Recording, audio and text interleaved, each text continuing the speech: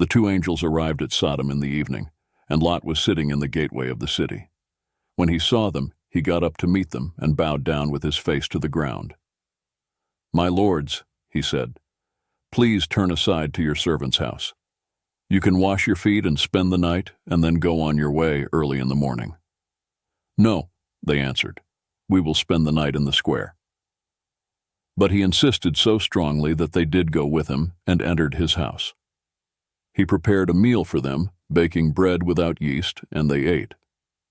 Before they had gone to bed, all the men from every part of the city of Sodom, both young and old, surrounded the house.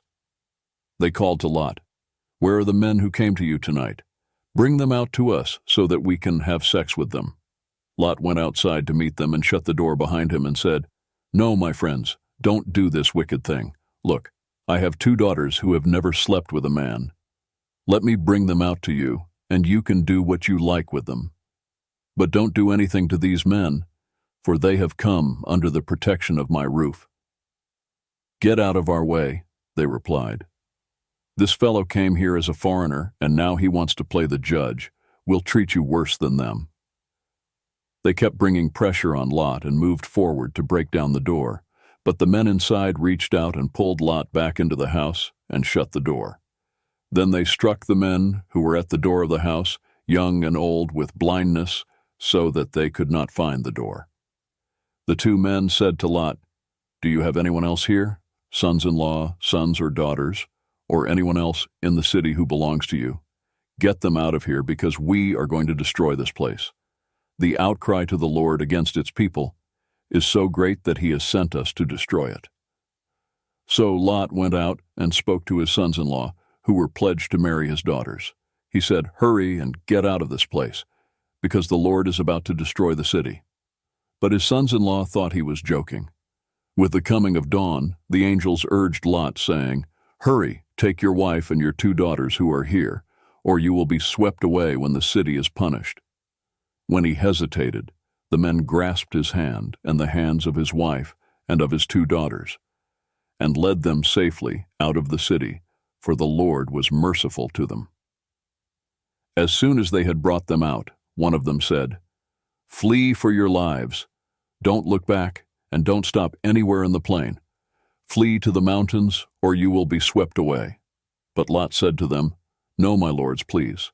Your servant has found favor in your eyes, and you have shown great kindness to me in sparing my life. But I can't flee to the mountains. This disaster will overtake me, and I'll die. Look, here is a town near enough to run to, and it is small. Let me flee to it. It is very small, isn't it? Then my life will be spared." He said to him, "Very well, I will grant this request too. I will not overthrow the town you speak of, but flee there quickly, because I cannot do anything until you reach it." That is why the town was called Zoar. By the time Lot reached Zoar, the sun had risen over the land. Then the Lord rained down burning sulfur on Sodom and Gomorrah from the Lord out of the heavens.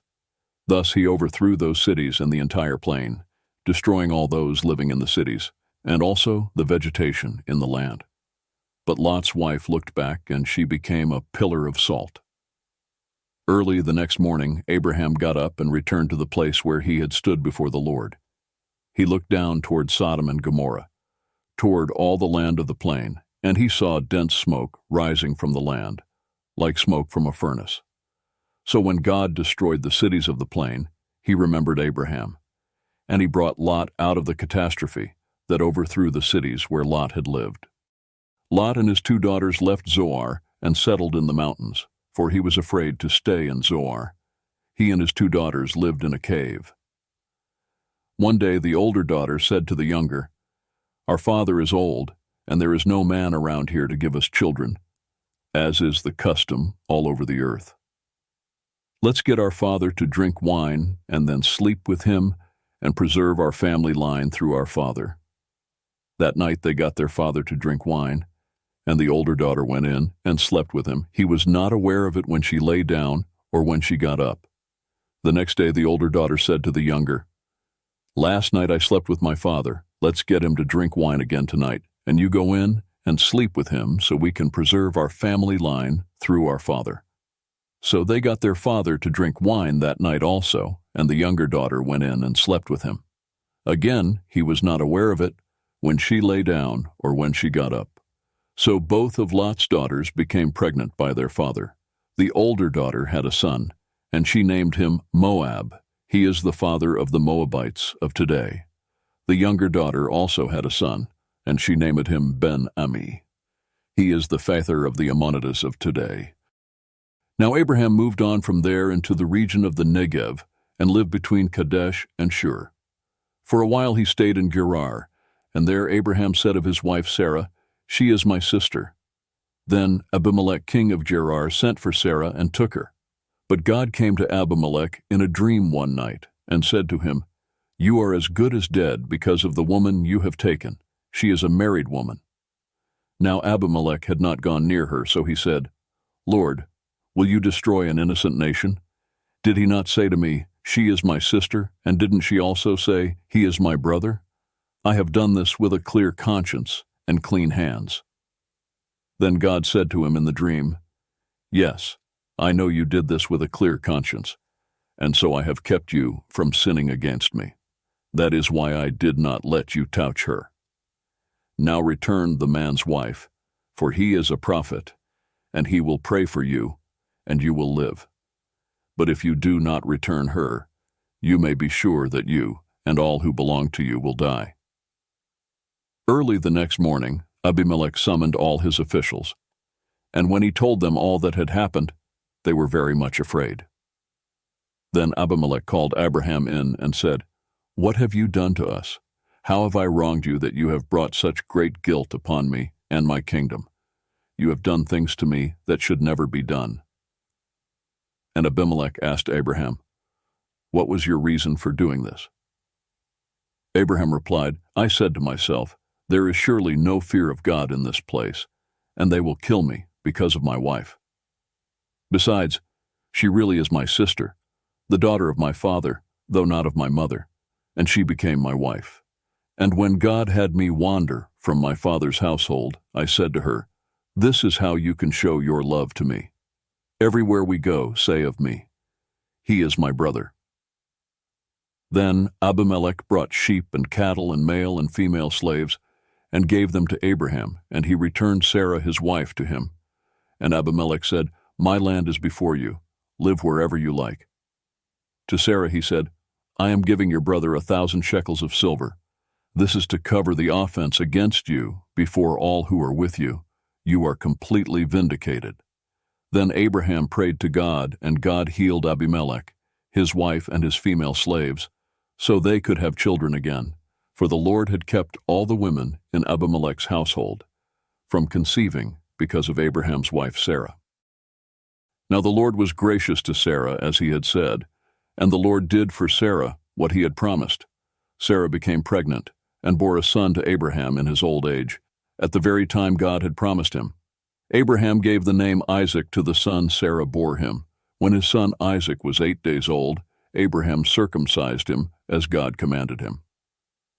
Abraham was 100 years old when his son Isaac was born to him. Sarah said, "God has brought me laughter, and everyone who hears about this will laugh with me." And she added, "Who would have said to Abraham that Sarah would nurse children? Yet I have borne him a son in his old age."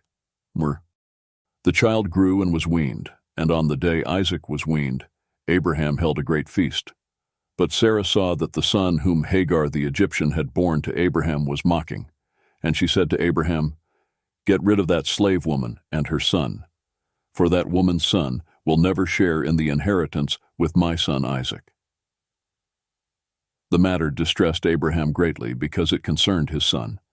But God said to him, "Do not be so distressed about the boy and your slave woman. Listen to whatever Sarah tells you, because it is through Isaac that your offspring will be reckoned. I will make the son of the slave into a nation also, because he is your offspring." Early the next morning, Abraham took some food and a skin of water and gave them to Hagar. He set them on her shoulders and then sent her off with the boy. She went on her way and wandered in the desert of Beersheba. When the water in the skin was gone, she put the boy under one of the bushes. Then she went off and sat down about a bow shot away, for she thought, I cannot watch the boy die. And as she sat there, she began to sob. God heard the boy crying, and the angel of God called to Hagar from heaven and said to her, What is the matter, Hagar? Do not be afraid. God has heard the boy crying as he lies there. Lift the boy up and take him by the hand, for I will make him into a great nation. Then God opened her eyes, and she saw a well of water. So she went and filled the skin with water, and gave the boy a drink. God was with the boy as he grew up. He lived in the desert and became an archer. While he was living in the desert of Paran, his mother got a wife for him from Egypt.